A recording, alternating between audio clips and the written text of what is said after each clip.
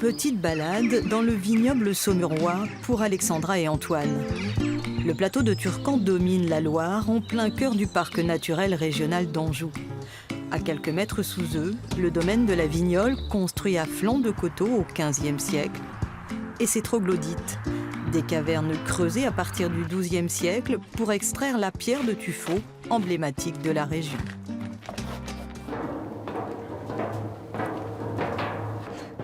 C'est ici que ce couple de trentenaires va passer la nuit. Au début, on était parti sur des gîtes, et puis on est tombé sur ce domaine-là. C'était atypique, il y avait la piscine alors qu'on est au mois de mars. Ouais. Et puis, ça avait l'air très spacieux, hein, le côté aussi où on avait l'impression d'être un peu tout seul, quoi. Et d'ailleurs, c'est ça qu'on a vraiment l'impression d'être tout seul, quoi. Chacun est dans sa petite maison troglodyte. Ouais.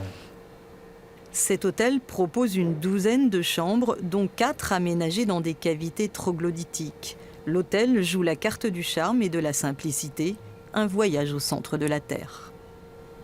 On ne peut pas ici donner la clé au client et lui dire c'est le deuxième couloir à droite, quoi. Déjà, ça ne se passe pas comme ça. Donc on accueille chaque client, c'est personnalisé et on les amène dans chaque chambre.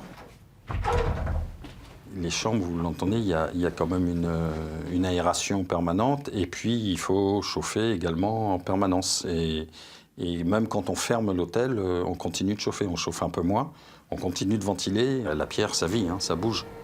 Les murs des cavités taillées à la main rappellent l'histoire de ces lieux habités jusqu'au XIXe siècle. Elles servirent ensuite à entreposer le vin. Certaines sont toujours exploitées en champignonnière. On avait un peu la crainte que ce soit un peu froid, un peu austère, et en fait, non, du tout. Donc, une très bonne surprise. À quelques centaines de mètres, le village de Turcan est un immense dédale de galeries, à l'image du musée de la pomme tapée qui perpétue l'histoire de cette spécialité saumuroise. Donc c'était des anciennes familles de vignerons qui habitaient ici et qui tapaient la pomme. Hop. Donc vous pouvez observer qu'il y a toujours le trognon. Donc on est obligé de le garder pour pas que la pomme s'éclate quand elle est tapée. Vous pouvez toucher, vous voyez. Elle reste moelleuse, elle a vraiment perdu que son eau. Il y a un côté très silencieux, puis une température étrangement...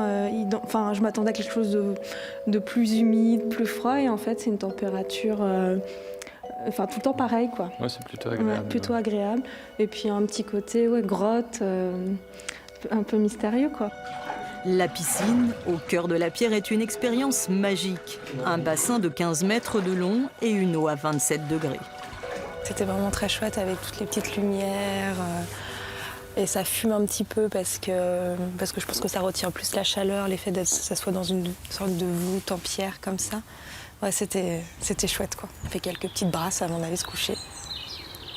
C'était cool.